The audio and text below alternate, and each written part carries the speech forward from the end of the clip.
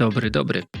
Ze szczytu Rajdelkopf mamy fantastyczny widok na Kleiner Donnerkogel, czyli jak domyślacie się, pozostajemy w Dachstein West.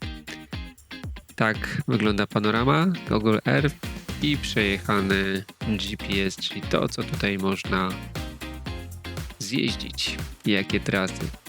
A dzisiaj przenosimy się na trzeci szczyt i będziemy zjeżdżać na jedną i na drugą stronę. Będzie trochę archiwalnie, ale to o tym za chwilę. Na górę wyjedziecie teraz, już w tym momencie podobno, krzesłem nowym, 6-osobowym i będziemy zjeżdżać z 1471 na 1389 krótką trasą czerwoną numer 16.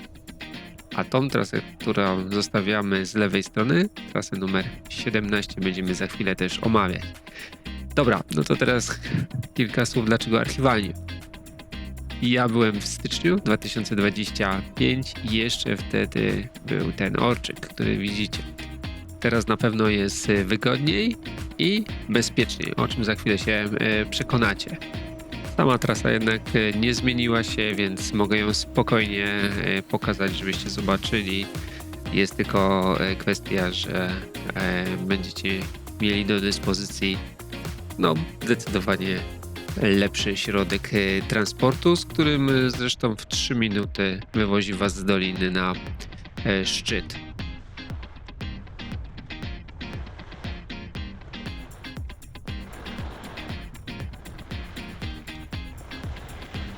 Trasa wydaje się, że jest dość stroma, ale tak jak patrzyłem, to ma gdzieś 20-23%, więc to dość ciekawie się układa.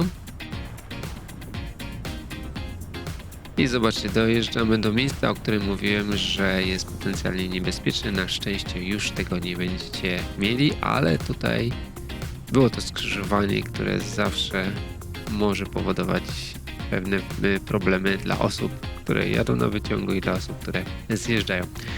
Po tej stronie zaś trasa 14, która też z samej góry prowadziła i żeby można było dojechać do krzesła, które wywozi was na drugi szczyt.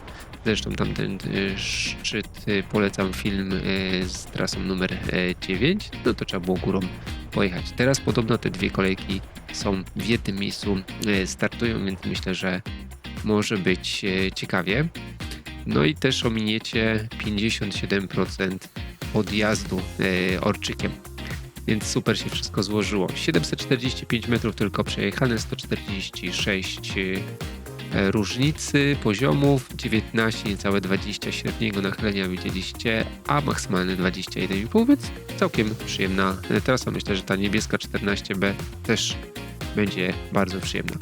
No to teraz czas na drugą trasę 17, wyjazd będziemy około 6 minut gotolką wyjeżdżać, tam jest stacja pośrednia, którą zresztą zobaczycie i będziemy też zjeżdżać z 1473 na 865 metrów, więc trasa dość długa. No i tutaj przypomnienie z fantastycznym widokiem, zresztą w jednym kierunku tutaj na szczyty, a za tymi szczytami znajduje się lodowiec Dachstein, więc naprawdę fantastyczne miejsce, zresztą przygotowane, a także do odpoczynku i pufy i leżaki, więc naprawdę chyba wiedzą, że tutaj jest ciekawie obserwować to wszystko, co tutaj się znajduje, chwilę odpocząć. Odbicie na lewo to było właśnie na tą trasę 14. A my zjeżdżamy sobie tutaj dość szeroką trasę, wjeżdżamy do lasu, trasa jedzie przez las i się dość mocno wypłaszczyło. Ale czy tak będzie cały czas? Myślę, że większość z was już zgaduje, że takiego płaskiego terenu to raczej nie będzie. Nie będzie takiej trasy. Tym bardziej, że jest to trasa czerwona.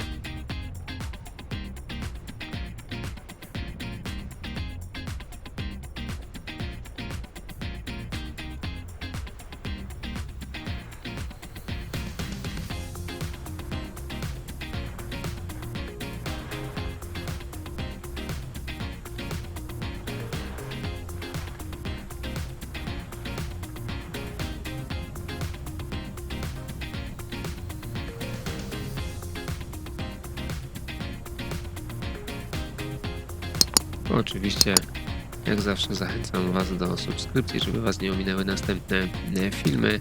I oczywiście mile widziane każde łapki w górę, jeżeli tylko widzicie, że ten film Wam odpowiada, może go polecić, to zapraszam.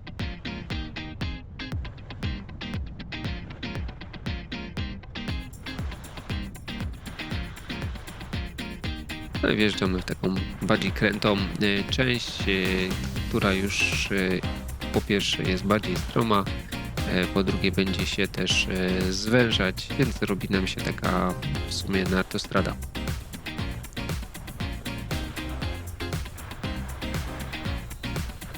To oczywiście też wiąże się z tym, że już po południu, no to tutaj warunki robią się troszeczkę bardziej nieprzyjazne, jeżeli chodzi o snowboardistów czy narciarzy. Przypominam, film był kręcony w styczniu, ostatnio było trochę pytań, żeby podawać, kiedy były kręcone dane filmy. Ja to wpisuję w większości w komentarzach i ta informacja jest już w tych nowszych filmach zawarta.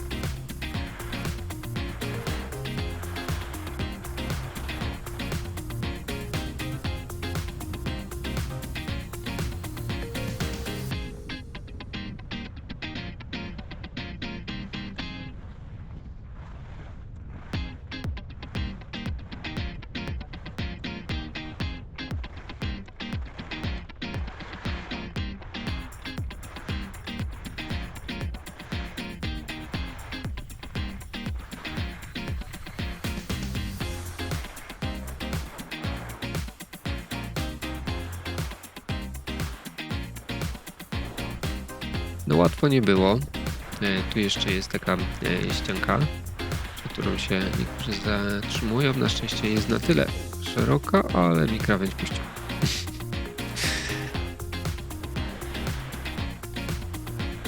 I teraz pytanie do Was. Jeżeli ktoś dotrwał, to ma szansę. Może w jakiś sposób wybrać następne filmy, skąd będą z jakiego ośrodka, ponieważ mam kilka pomysłów i można to podzielić na albo małe ośrodki, czyli coś w rodzaju Hochar, jeżeli ktoś kojarzy, ewentualnie Radstadt, ewentualnie Reisenalm, ewentualnie Pranelalm i Taupitz. Albo coś większego w stylu Sauchensee, Flachauwinkel, ewentualnie Zillertal Arena, ewentualnie Bad Gastein, ewentualnie Bad Kleine-Kirchheim. No i jeszcze możemy także wrócić do Selarondy, ewentualnie do jakichś ośrodków, które już były publikowane. No dobra, przerwijmy teraz na moment, bo tu jest pośrednia stacja i ważna informacja dla osób, które uczą się jeździć. Nie chcą potem walczyć na tych wąskich trasach, które przed chwilą jechaliśmy. Spokojnie można wsiąść do tej gondoli, podjechać tylko do połowy, wysiąść i tutaj sobie, że tak powiem, jeździć, nie martwiąc się o to, co tam widzieliście przed momentem. Więc to jest naprawdę też duży plus. Tutaj jest to podzielone, część jest tak zwanej trasy niebieskiej, część jest czerwony, więc wydaje się, jak się tak patrzy, że idealny stok do takiej nauki, niecałe 10% nachylenia. I właśnie tą gondolką wyjeżdżaliśmy do góry. Stacja dolna już jest widoczna po lewej stronie. Jeżeli ktoś chce pojechać zaś i jeszcze zwiedzać następne szczyty, to musi odbić tutaj na prawo.